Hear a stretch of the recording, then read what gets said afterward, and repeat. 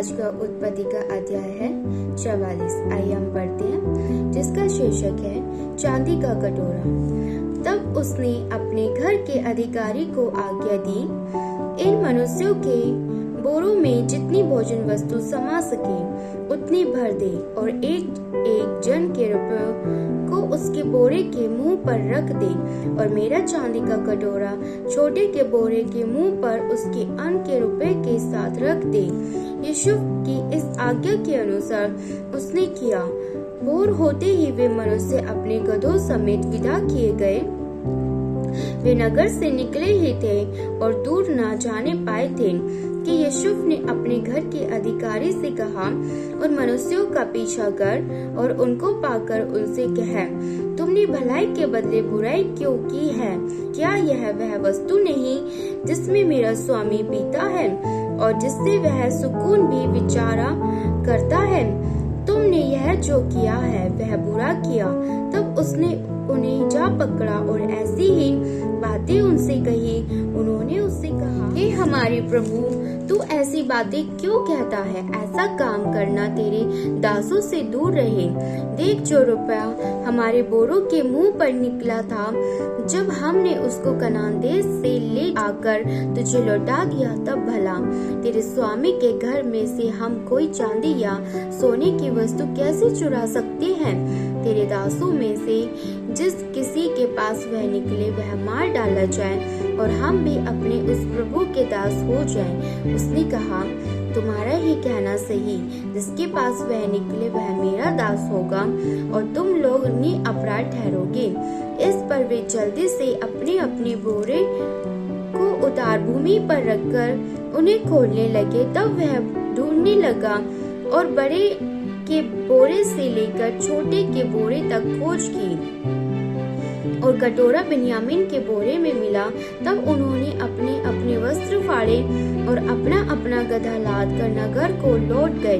जब यहूदा और उसके भाई यूसुफ के घर पर पहुँचे और यूसुफ वहीं था, तब वे उसके सामने भूमि पर गिरे। यूसुफ ने उनसे कहा, तुम लोगों ने यह कैसा काम किया है?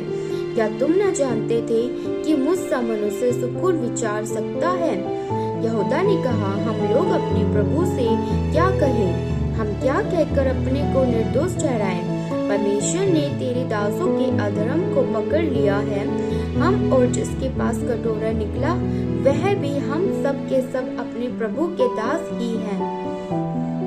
उसने कहा, ऐसा करना मुझसे दूर रहे। जिस जन के पास कटोरा निकला है वही मेरा दास होगा, और तुम लोग अपने पिता के पास कुशल क्षेम से चले जाओ।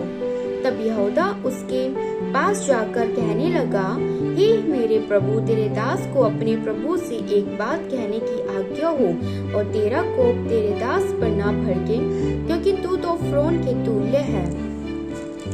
मेरे प्रभु ने अपने दासों से पूछा था, क्या तुम्हारे पिता या भाई है? और हमने अपने प्रभु से कहा, हाँ, हमारा बूढ़ा पिता है और उसके बुढ़ापे का एक छोटा सा बालक भी है, परंतु उसका भाई मर गया है, इसलिए वह अब अपनी माता का अकेला ही रह गया है और उसका पिता उससे स्नेह रखता है। तब तूने अपने दासों से कहा था, उसको मेरे पास ले आओ जिससे मैं उसको देखूं। तब हमने अपने प्रभु से कहा था, वह लड़का अपने पिता को नहीं छोड़ सकता, नहीं तो उसका पिता मर जाएगा। और तूने अपने दासों से कहा, यदि तुम्हारा छोटा भाई तुम्हारे संग न आए तो तुम मेरे सम्मुख फिर न आने पाओगे। इसलिए जब हम अपने पिता तेरे दास के पास गए, तब हमने उससे अपने प्रभु की बातें कही। तब हमारे पिता ने कहा, फिर जाकर हमारे लिए थोड़ी सी भोजन वस्तु मोल ले आओ। हमने कहा, हम नहीं जा सकते। हाँ, यदि हमारा छोटा भाई हमारे संग रहे तब हम जाएंगे, क्योंकि यदि हमारा छोटा भाई हमारे संग ना रहे तो हम उस पुरुष के सम्मुख न जाने पाएंगे। तब तेरे दास मेरे पिता ने हमसे कहा, तुम तो जानते हो कि मेरी स्त्री से 2 पुत्र उत्पन्न हुए और उनमें से एक तो मुझे छोड़ ही गया, और मैंने निश्चय कर लिया कि वह फाड़ डाला गया होगा, और तब से मैं उसका मुंह न देख पाया। अतः यदि तुम इसको भी मेरी आंख की आड़ में ले जाओ और कोई विपत्ति इस पर पड़े, तो तुम्हारे कारण मैं इस बुढ़ापे की अवस्था में शोक के साथ अधोलोक में उतर जाऊंगा।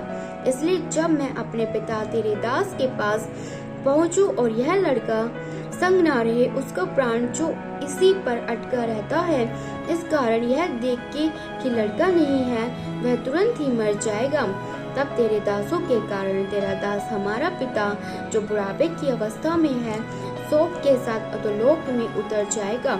फिर तेरा दास अपने पिता के यहाँ यह कह के इस लड़के का जामीन हुआ है, यदि मैं इसको तेरे पास ना पहुंचा दूं तो मैं सदा के लिए तेरा अपराधी ठहरूंगा।